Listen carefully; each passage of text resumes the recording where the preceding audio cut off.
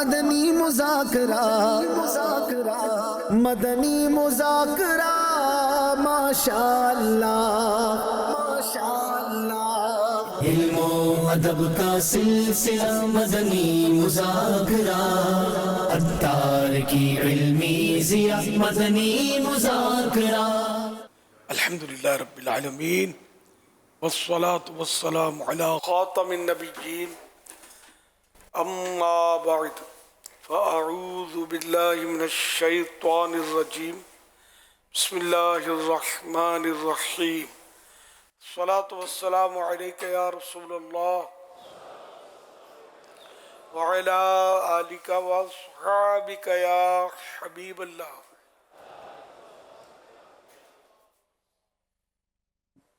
الصلاة والسلام علیک یا نبی اللہ وعلی آلک واصحابک یا نور اللہ۔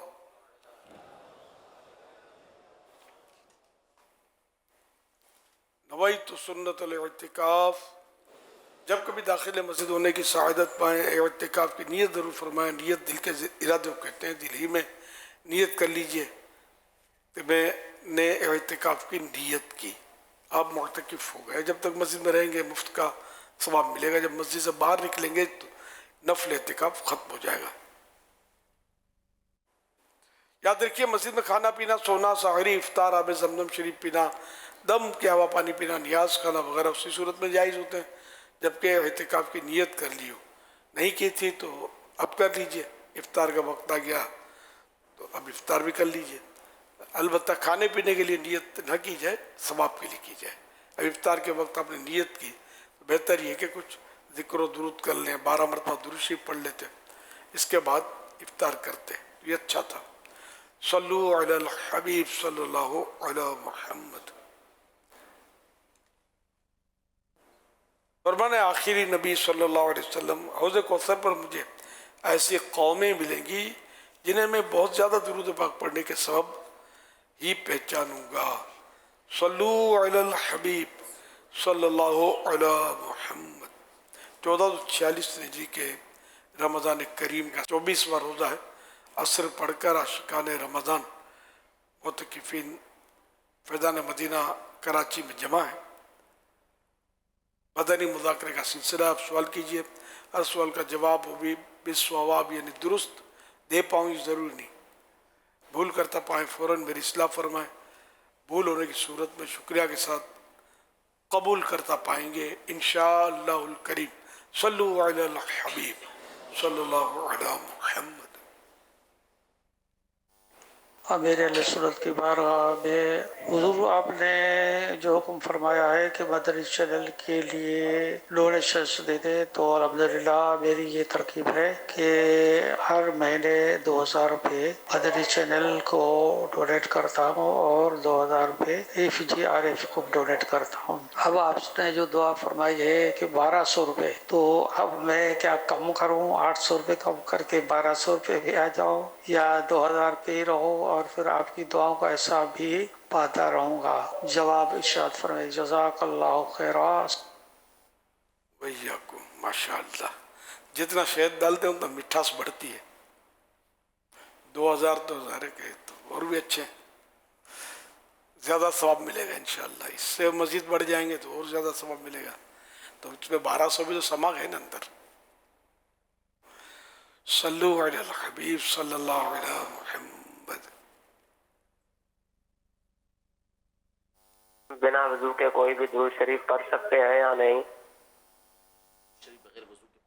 پڑھ سکتے ہیں۔ امیر اہل سنت سے عرض ہے، اگر کسی اعتکاف کرنے والے کے قریبی کا انتقال ہو جائے تو اعتکاف سے اس کی نماز جنازہ پڑھنے کے لیے جا سکتے ہیں؟ اب والد ہے، والدہ، اس کے لیے اگر جانا بھی پڑا تو اعتکاف ٹوٹے گا اور ایک دن کی قضا کرنی ہوگی، شرعاً اجازت ہے اس میں، گناہ نہیں ہوگا۔ انہیں ایسی ضرورت جس کو شریعت ضرورت قرار دے کہ اجازت ہے جانے کی، جیسے تو اس میں گناہ نہیں ہوتا۔ تو یہ ایسی ضرورت ہے کہ ماں کا انتقال ہو گیا، والد کا، تو اب یہ کیس میں جا سکتا ہے، مگر ایک جبکہ مسجد سے باہر تو نکلا ہی ہے، تو اب یہ کہ اعتکاف اس کا ٹوٹ گیا۔ एक दिन की कज़ा करे। मेरा नाम मोहम्मद अली अत्तारी है। मेरा अमीर अहले सुन्नत से ये सवाल है कि एतिकाफ़ के फ़ज़ाइल सुनकर अगर कोई एतिकाफ़ में बैठ जाता है और इसके बाद अगर उसका दिल वगैरह नहीं लगता तो वो क्या करे और कोई उसके बाद रास्ता नहीं, इसके बारे में कोई रहनुमाई इरशाद फरमा दीजिए। दिल लगाए, नमाज में दिल नहीं लगता तो ये तो नहीं कहा जाएगा कि नमाज मत पढ़ो। तो एतिकाफ़ शुरू करने से जो 10 दिन का एतिकाफ़ जो है रमज़ान के आखिरी, तो अब ये पूरा करना तो वाजिब हो गया। अब अगर इसको तोड़ेगा तो गुनाहगार होगा, तो इसलिए इसको पूरा करे, दिल लगाए। बाज़ों को दिल नहीं लगता, अच्छा ये भी है कि शुरू में नहीं लगता, एक आध दिन दिल नहीं लगता, ये कि फ़ज़ा तब्दील हो जाती है, आराम के औक़ात बदल जाते हैं, खाने पीने के अंदाज बदल जाते हैं, गैदरिंग भी, जैसे यहाँ गैदरिंग है फैज़ान मदीना में, रश बहुत है, तो इससे भी बाद लोगों को उकताहट होती है कि जिधर जाओ रश, जिधर जाओ रश। बाद लोगों को इसमें लुत्फ़ आता है, ये तो इसमें तो याद मदीना है, याद मक्का पाक है, याद अरफात मिना है कि जिधर जाओ रश उधर ही रश। तो कई ऐसे बोलते हैं कि हम तो यहाँ आए तो हमको मदीना याद आ गया। ये अपनी अपनी कैफियत, अपनी अपनी सोचें होती हैं, तो एडजस्ट तो करना होगा। एतिकाफ अगर बैठ ही गए तो जो भी जिसका भी दिल घबरा रहा हो ना, तो वो 1-2 दिन घबराता है, बाज़ औक़ात फिर वो एडजस्टमेंट हो जाती है। तो इसलिए घबरा कर तोड़ के जाना नहीं चाहिए। जब तबीयत ख़राब हो जाती है, बाज़ औक़ात बीमार हो जाते हैं तो वो घबरा जाते हैं, तो इसमें घबराना नहीं चाहिए, हिम्मत रखनी चाहिए। सल्लु अलल हबीब सल्लल्लाहु अला मुहम्मद। मेरा मीरा सुन्नत से सवाल ये है कि जब इंसान का रोज़ा हो और उसे जूस पिला दिया जाए बेहोशी की हालत में, क्या उसका रोज़ा टूट जाता है? जी हाँ, रोज़ा टूट जाएगा। सल्लु अलल हबीब सल्लल्लाहु अला मुहम्मद। अमीर अहले सुन्नत की बारगाह में सवाल अर्ज़ है, अगर किसी ने लिपस्टिक लगाई और उसका जायका हलक में महसूस हुआ या खुशबू महसूस हुई तो क्या इससे रोज़ा टूट जाएगा? लिपस्टिक लगाने में वैसे रिस्क भी है कि ज़बान भी पहुंचती है, बाज़ों का ज़बान फिराने की बाज़ों की आदत भी होती है, तो अगर लिपस्टिक मुंह में चली गई और टेस्ट महसूस हुआ हल्क में तो रोज़ा ही टूट जाएगा। ये औरत लगाती है लिपस्टिक, तो इसलिए रोज़े में इसको एहतियात करनी होगी, रोज़े में ना लगाए। मर्द भी लगाते हैं लिपस्टिक, इन्हें लिपस्टिक भी लगाते हैं मर्द। ये लिपस्टिक मतलब ये होंठों को थोड़ा रंगीन करने के लिए मर्दों ने भी, जेंट्स कॉस्मेटिक्स अलग आता है। लिपस्टिक ये अभी एक तो वो होंठ फटते हैं ना, तो स्टिक लगाते हैं, लेकिन फैशन के तौर पर भी मर्दों का भी होंठों पर। बच्चे जो आते हैं ना उसमें, तो किसी छोटे लड़के को मैंने नोट किया गया, ये कलर्ड होते हैं उनके, तो ये मतलब ये हिसाब किताब भी अब शुरू हो गया है। फीमेल कॉस्मेटिक्स अलग है मुफ्ती साहब, मेल कॉस्मेटिक्स से अलग है। यानी हम माहौल में नहीं थे ना जब दावत इस्लामी में, तब से मेल कॉस्मेटिक्स है। मर्दों के ये मेकअप के अलग होते हैं, ये तो ये मर्द भी पीछे नहीं रहते बादों का ये चीज़ें करने में। तो जो जिस तरह की औरतें बनाव सिंगार और मेकअप वगैरह करती है ना, इस तरह बाज़ मर्दों को भी ऐसा होता है, स्पेशली स्क्रीन वगैरह के तौर पर, और काफ़ी चीज़ें ऐसी होती है जो मर्द करते हैं। तो कुछ यूँ करते हैं, कुछ यूँ करते हैं। तो अब ये कि इसका कोई ना कोई जायका बाज़ों का हलक के नीचे महसूस होने का अंदेशा रह सकता है, और अगर ये फ्लेवर है वाली चीज़ है जो लगाई है तो उसका यकीनन एक फ्लेवर, उसका टेस्ट है ज़बान वगैरह पर आ सकता है। ये समझ में आ रहा है, वल्लाहु आलम। हाँ, ये आपकी बात समझ में आती है कि मर्दाना ही, मतलब तो मर्दाना जनाना दोनों के लिए मसला बयान हो गया। तो ये मेरे ख्याल एहसास कमतरी की वजह से लगाते होंगे कि मैं अच्छा नहीं लगता, मैं अच्छी आरिशा देखते होंगे आईना, तो वो मैं खूबसूरत नहीं लगता, मैं यार छोड़ना यार, अच्छा हो जो अल्लाह की बारगाह में अच्छा है, अच्छा लगना चाहिए। ये नहीं कि बिल्कुल फटीचर की तरह फिरता रहे, लेकिन वाजिबी हो। लेकिन ये मैंने ज़िंदगी में क्यों नहीं लगाया, मुझे आज नई मालूमात हो रही है इसमें। सल्लु अलल हबीब सल्लल्लाहु अला मुहम्मद। सवाल ये करना था हज़रत साहब से, सूद असल में कहते किसको है? बैंक से लेना वो सूद है, और जैसे कि किस्तों पे कोई चीज़ लेते हैं वो भी सूद है। सूद की सही असलियत बताएं, क्या होता है? ये सूद जो है ना, ये कर्जे पर नफ़ा लिया जाता है, यानी उसको अपने यानी कि कर्ज देकर उसे नफ़ा उठाना, ये सूद कहलाता है। हाँ, एक सूरत ये सूद की, और जो भी इसकी डिटेल। वैसे तो इसकी इस्तिलाही तारीफ़ात अपनी जगह पर हैं कि वो ज़्यादती के जो इवज़ से खाली हो, मशरूत हो अक़्द में, ये एक इस्तिलाही तारीफ़ात हैं। अब इन्होंने किस्तों के हवाले से पूछा है कि किस्तों पर अगर कोई चीज़ ली है तो ग़ालिबन सवाल से ये समझ आया है, तो क्या उसको भी सूद कहेंगे? नहीं, किस्त में हर सूरत में सूद नहीं है। जैसे कि रोकड़ नकद लो तो सस्ता मिलता है, और उधार लो तो वो चीज़ ज़्यादा पैसे लेता है, तो ये भी जायज़ है। लेकिन अब किस्त की जो डेट फिक्स हुई, अब ये कि डेट गुजरने के बाद इस पर रकम मज़ीद लेते हैं, तो ये सूद है ना। जी, यानी बात सूरतें तो ये होती हैं, इसमें ये शर्त होती है किस्तों पे कोई चीज़ लेनी है या उधार कोई चीज़ लेनी है, तो इसमें ये ज़रूरी है कि लेते वक्त एक कीमत तय होगी आपकी जो भी है। ये 10,000 रुपये की उधार में आपको दी, एक तो ये तय होना ज़रूरी है, दूसरा वक्त तय होना ज़रूरी है कि इतने वक्त में ये पैसे वापस कर देगा। अब इसके ऊपर अगर वो पेनल्टी लगाता है कि इतने पैसे मैं ऊपर लूँगा, तो ये नाजायज़ व हराम सूरत होगी, वरना सूद में आएगा। किस्तों के अंदर बाद सूरतों में सूद में आएगा कि अब ये जो ज़्यादती लेगा वो ज़्यादती उस वक्त के इवज़ लेगा, जो यानी किसी चीज़ के बदले में नहीं ले रहा, सिर्फ मुद्दत के बदले में ले रहा है, तो इस एतबार से ये सूद में भी आ जाएगा। ये नाजायज़ व हराम होगा कि ये शर्त नहीं लगा सकते कि पैसे अगर लेट हो गए तो मज़ीद ऊपर लूँगा।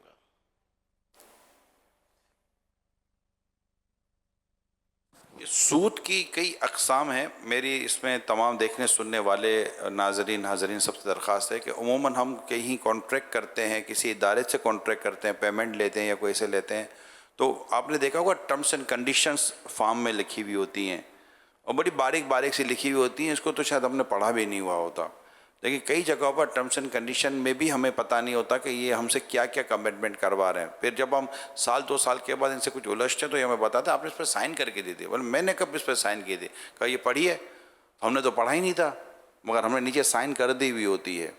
तो इस तरह के कभी भी कोई डॉक्यूमेंट पर अगर आपको साइन करनी हो ना, ठीक है, आपको नहीं समझ में आता है, मुझे नहीं समझ में आता, इनकी टर्म समझ में नहीं आती, हमें इंग्लिश समझ में नहीं आती, ये उर्दू भी अजीब व गरीब बातों का लिखी होती है, तो किसी तजर्बेकार आदमी से पढ़ा दें और किसी की शरह नुमाई ले लें, भाई मैं इस पर साइन करने जा रहा हूँ, आप उसको ज़रा देख लें, ऐसा तो नहीं कि मैं फंस जाऊँगा। ठीक है, बाद औक़ात बंदा गुनाहगार नहीं होता, मगर अपने हाथ काट कर दे देता है बाद औक़ात, यार ये क्या मैंने साइन कर दी, तो हमें बाद औक़ात नहीं पता होता। तो ये एक बात मैंने बयान की है कि जो भी आप किसी चीज़ में कॉन्ट्रैक्ट करते हैं, कोई एग्रीमेंट साइन करते हैं या किसी को कोई पावर दे रहे होते हैं व्हाटएवर, तो काइंडली एक बार खुद पढ़ लें या अपने किसी काबिल एतमाद शख्स से इसको पढ़वा कर समझ लें, उसके बाद सिग्नेचर क्या करें। हज के फार्म में भी सही होता है। हज के फार्म में कुछ अहदो पैमा होते हैं, वादे वगैरह, वो डायरेक्ट वो जहाँ जमा कर रहा होता है बैंक वाले या जो भी कारवान वाले, और ये सब भर देते हैं, साइन ले लेते हैं। लेकिन इसमें भी बाज़ औक़ात आदमी शायद गुनाहगार भी होता हो कि उसको पता ही नहीं, उससे तो वादा कर दिया मैं ये करूँगा, तो करता तो नहीं, उसको पता ही नहीं है कुछ ये।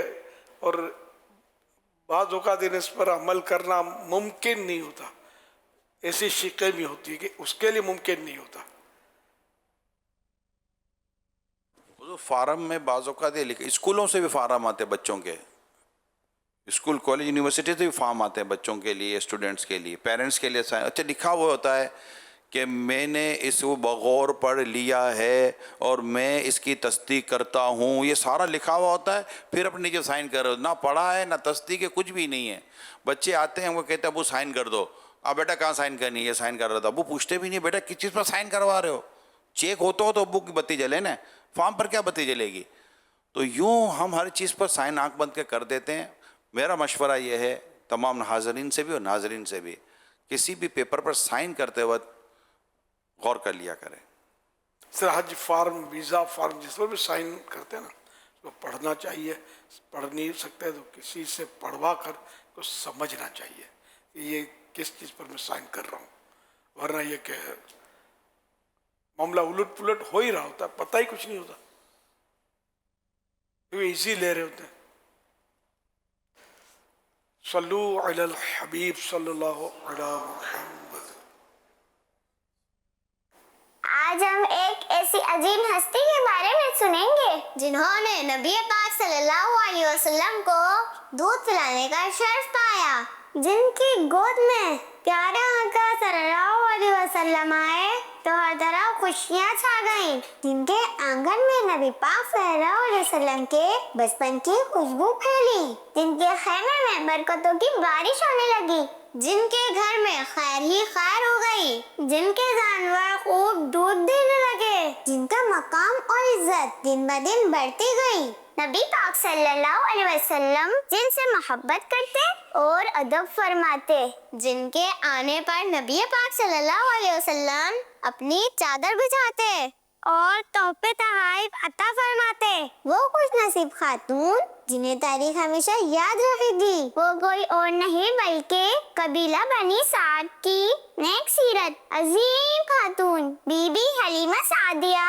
رضی اللہ عنہا ہیں. پیارے امیر اہل سنت یہ ارشاد فرمائیے کہ دین اسلام میں بی بی حلیمہ سعدیہ رضی اللہ عنہا کا کیا مقام اور مرتبہ ہے.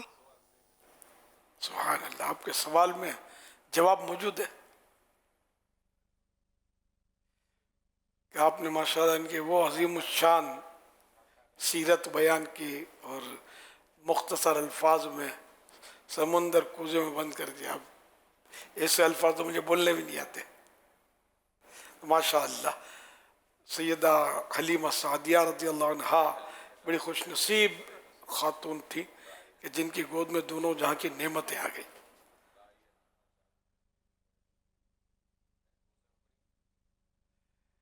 دائی حلیمہ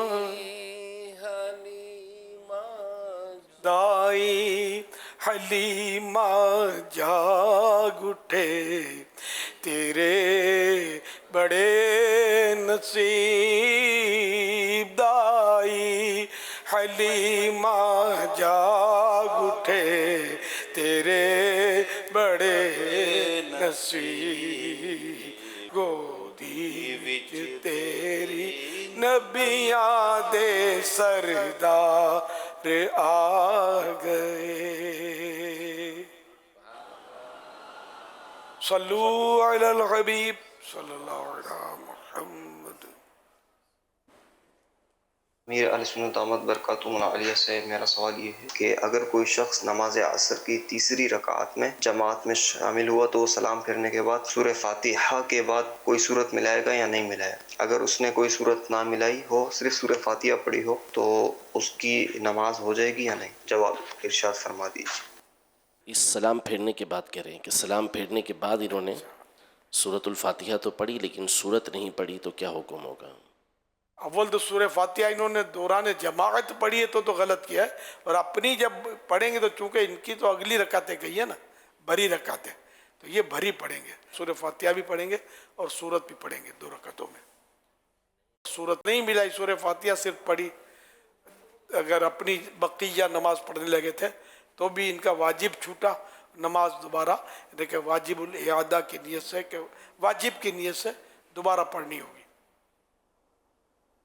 صلو علی الحبیب صلی اللہ علیہ وسلم. اور غلطی سے چھوٹ گیا ہو تو پھر اس صورت میں اگر بھولے سے چھوڑ دیا، غلطی سے یعنی یاد نہیں رہا پڑھنا، سلام پھیر چکے ہیں، فارغ ہو چکے ہیں نماز سے، تو سجدہ سہو کر سکتے ہیں. یعنی ایک تو ہے جان بوجھ کے چھوڑا جیسے آپ نے ارشاد فرمایا تھا. اگر بھول سے چھوٹی تو یاد آ گئی تو سجدہ سہو کر لے. یہ سوشل میڈیا کے کچھ سوالات ہیں. احرام باندھے اور نیت بھی کر لیں تو اس کے بعد وضو اور سونے کے لیے احرام کی چادر اتار سکتے ہیں؟ اتارنے میں تبدیل کرنے میں کوئی حرج نہیں ہے، لیکن دوسرے کی چادر یا دوسری چادر جو ہے وہ خوشبو والی نہ ہو. یہ سوال آیا ہے کہ کہتے ہیں کہ ماہ رمضان میں 1 یا 2 بار روزہ دیر سے کھولنا سنت ہے.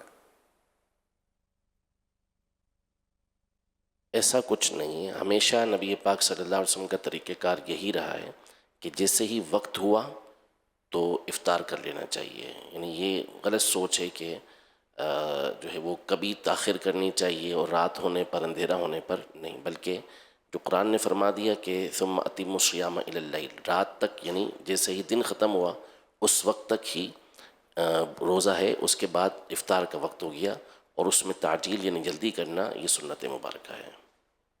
سورج ڈوبنے کا یقین ہو جائے نا تو افطار کر لے۔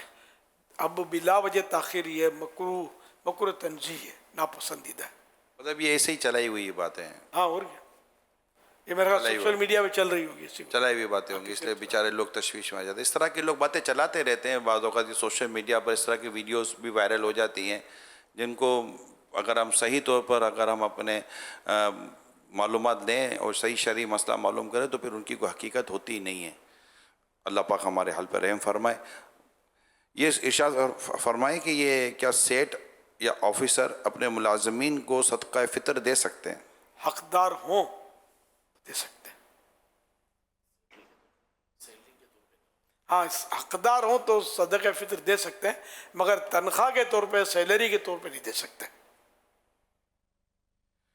محمد ساجد ہیں، کہتے ہیں اگر کسی کا بچہ یا بچی چھوٹی عمر میں انتقال کر جائے تو کیا ان کے لیے دعائے مغفرت کی جا سکتی ہے؟ دعائے مغفرت، ایصال ثواب تو کیا جا سکتا ہے، اب اس کے گناہ ہی نہیں ہے۔ دعائے مغفرت کر سکتے ہیں، کہ مطلب وہ انبیاء کرام علیہ السلام کے لیے تو کر سکتے ہیں، لیکن یہ کہ عرف نہیں ہے، رائج نہیں ہے لوگوں میں، کریں گے تو لوگ بحث کریں گے۔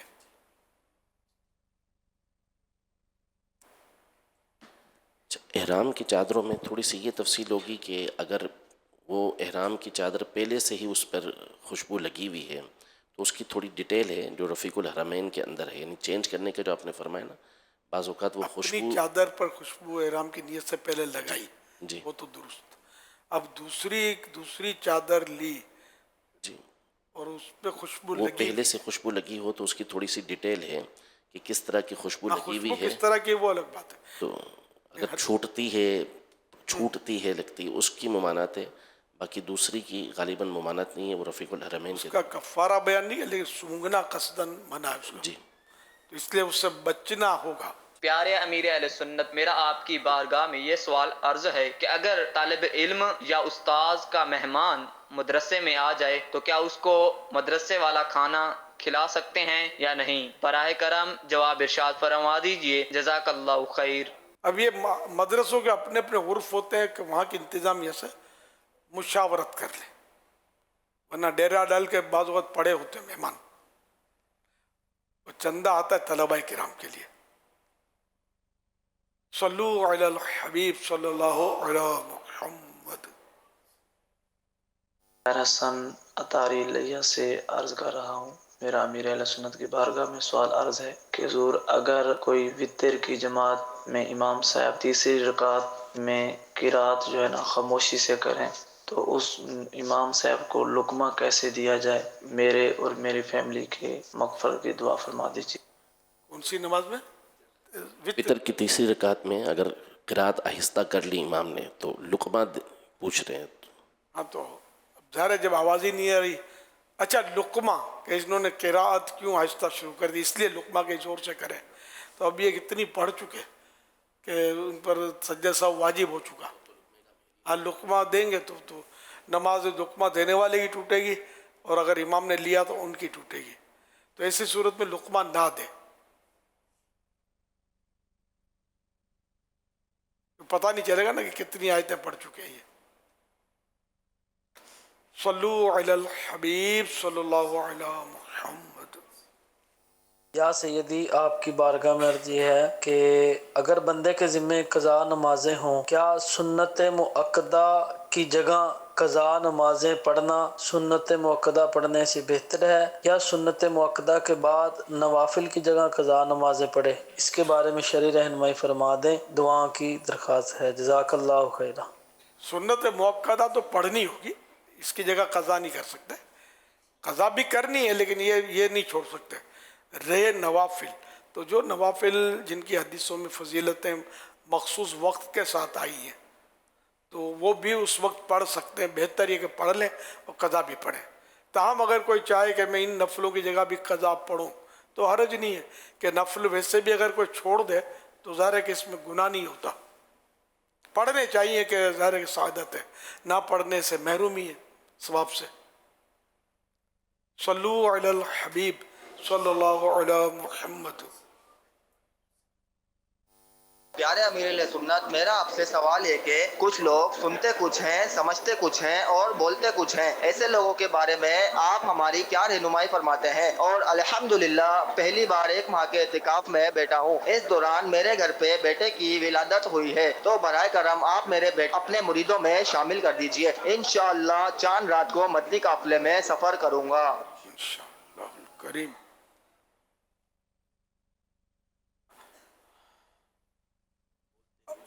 اب یہ اس ٹائم پر ہی بھی پوچھ رہے ہیں یار، بالکل بیٹری لو ہو چکی ہے.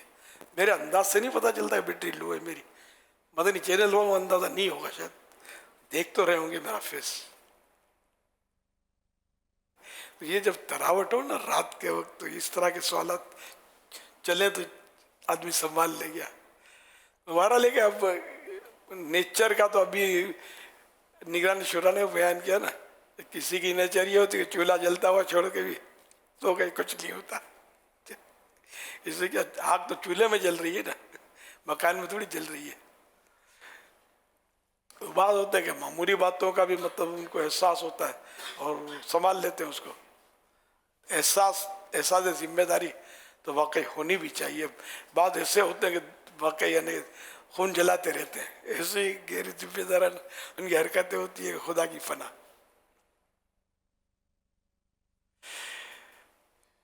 اچھا، یہ غیر ذمہ دار شخص کو کبھی بھی یہ بات احساس، اس کو اگر آپ کہیں گے نا کہ آپ غیر ذمہ دار ہیں، تو اس کو یہ عمومی طور پر اس کو یہ اندازہ نہیں ہوگا کہ میں غیر ذمہ دار ہوں. میں کیا غیر ذمہ داری کرتا ہوں؟ ایسوں کو کچھ آگے بڑھنے کا شوق ہوتا ہے، کچھ کرنے کا شوق ہوتا ہے، تو ان کو یہ فیل ہو رہا تھا یار مجھے موقع کیوں نہیں دیا جاتا. اصل میں موقع نہ ملنے کی بھی کچھ وجوہات ہوتی ہیں کہ تجربات اور مشاہدے یہ ہوتے ہیں کہ یہ دیں گے تو مطلب جو تھوڑا بہت ہو رہا ہوتا ہے نا وہ بھی آگے پیچھے ہو جائے گا. تو آدمی ہمیشہ اپنے نیچر کا جائزہ لے. جیسے انہوں نے کہا نا کہ کہتے کچھ اور ہیں، سنتے کچھ اور ہیں، سمجھتے کچھ اور ہیں. اب اگر وہ نام ذمہ دار ہو ہی ایسا کہ اس کو کہے کچھ اور، وہ سنے کچھ اور، وہ سمجھے کچھ اور. یہاں پر میں ایک تھوڑی سی کلیریفیکیشن کر دوں. ایک ورڈ ہے کمیونیکیشن، ٹھیک ہے نا. تو ایک پراپر کمیونیکیشن کا طریقہ ہوتا ہے کہ اگر آپ کسی سے کوئی بات کہیں نا کہ آپ یہ کیجئے گا، تو اسے ایک بار اگر موقع تو سن لیں کہ آپ کیا سمجھے. وہ آپ کو بتا دے گا کہ میں یہ کرنے جا رہا ہوں، تو آپ کو یقین ہو جائے گا کہ میں نے جو کہا ہے نا وہ اسی نے وہی سمجھا. ورنہ بسا اوقات ہوتا واقعی یہی ہے کہ ہم کہتے کچھ اور ہیں، وہ سنتا کچھ اور ہے، وہ کرتا کچھ اور ہے. پھر میں کہا یار آپ نے کیا کر دیا؟ بولا آپ نے جیسا کہا تھا ویسا ہی کر دیا. تو وہ بیچارہ الٹے کا سیدھا نہ سیدھے کا الٹا کر دیتا ہے، تو ہمارا تو آلے کا مالا ہو گیا. تو یہ پراپر کمیونیکیشن کی ایک اسکل ہے. ایک تو کمیونیکیشن ہے بات پہنچا دینا، پھر ایک ہے پراپر کمیونیکیشن کہ آپ کی بات درست پہنچی یا نہیں پہنچی. تو اس کا طریقہ یہ ہوتا ہے کہ آپ کسی کو کوئی بات کہیں، کنوے کریں، تو کنوے کرنے کے بعد آپ اس سے ایک بار اگر موقع ہے، یہ ہر وقت نہیں ہو سکتا، یہ ہر وقت یہ ضروری بھی نہیں ہوتا، باتوں کا پریکٹس اور تجربہ بتاتا ہے کہ ضرورت نہیں ہوتی. تو اب ایک بار اسے کنفرم کر لیں، جی کیا سمجھے آپ؟ اچھا ٹھیک ہے، ہاں ٹھیک ہے، میں یہی چاہ رہا تھا، آپ ایسا کر لیجئے گا. تو اللہ نے چاہ تو کافی چیزیں بہتر ہو جائیں گی. صلو علی الحبیب صلی اللہ محمد. مدنی مذاکرہ مدنی مذاکرہ ماشاء اللہ ماشاء اللہ. علم و ادب کا سلسلہ مدنی مذاکرہ، عطار کی علمی ضیاء مدنی مذاکرہ.